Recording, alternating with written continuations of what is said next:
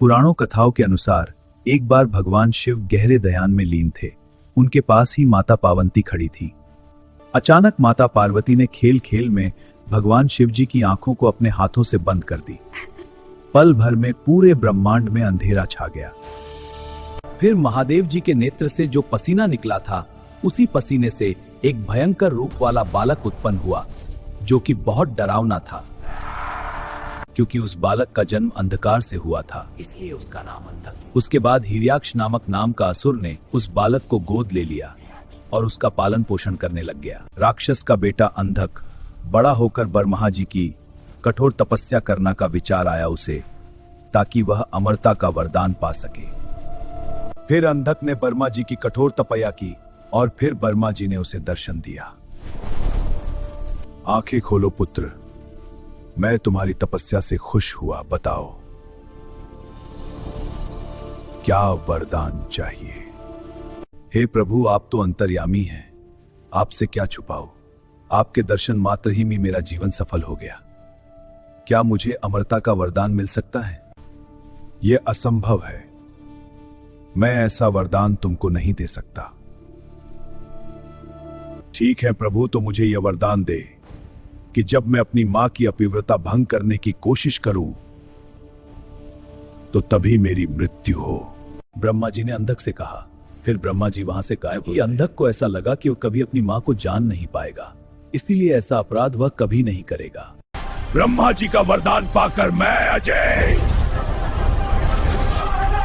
मैं ही सबसे शक्तिशाली हूं। बरमहा जी का वरदान पा लेने के बाद अंधकासुर अपने वरदान का गलत फायदा उठाने लग जाता और इस बात का घमंड हो जाता है, अब मेरी मृत्यु नहीं हो सकती। समय ऐसे ही निकलता रहा।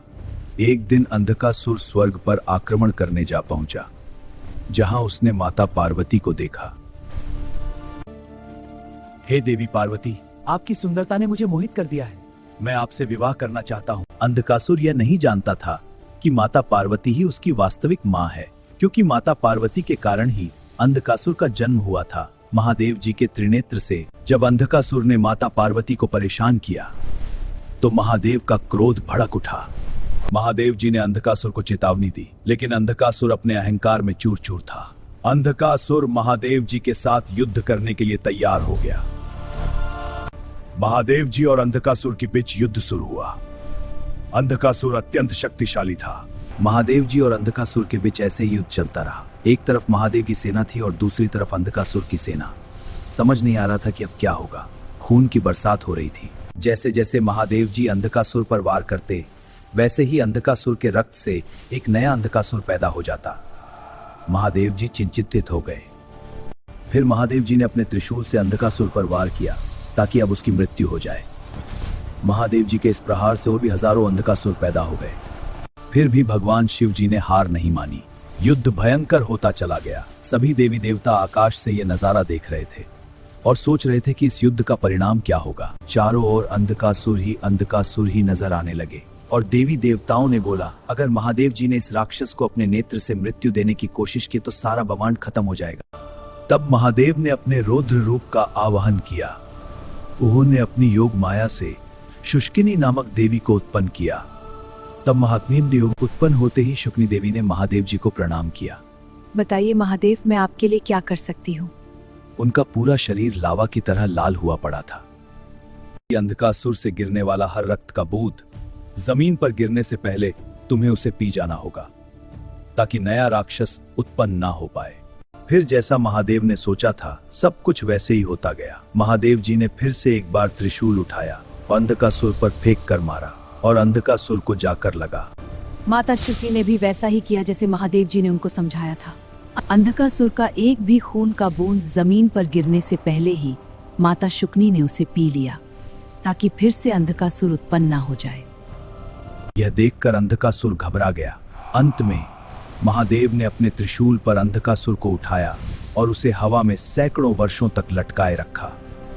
त्रिशूल की नोक पर लटके लटके अंधकासुर का शरीर धीरे धीरे सूखता गया। तब अंधकासुर का अहंकार और पाप पूरी तरह खत्म हुआ। तब महादेव ने उसे अपने त्रिशूल से उतारा।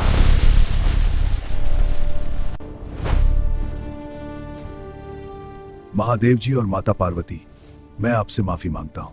हम तुम्हें क्षमा करते हैं। जाओ शांति से। धन्यवाद। अंधकासुर को अपनी गलती का एहसास हुआ और फिर अंधकासुर शिव जी के पैरों में गिरकर बोला, मुझसे बहुत बड़ी गलती हुई प्रभु, अब ऐसा कभी नहीं होगा। अय महादेव, मुझे भी आप अपने गणों में शामिल कर लीजिए। तथास्तु, अब से तुम्हारा नाम भृंगी है। यह कहानी हमको यह सिखाती है, शिव जी संहार के साथ साथ कल्याण के भी देवता हैं, और यह सिखाता है कि अगर सुधार की गुंजाइश हमेशा रहती हो तो उसे माफ कर देना चाहिए। आशा करता हूँ कि आप सबको ये वाली मेरी वीडियो बहुत ज़्यादा पसंद आई होगी। तो आप सब मेरी वीडियो को लाइक करें और शेयर करें। चलिए मिलते हैं नेक्स्ट वीडियो में। हर हर महादेव।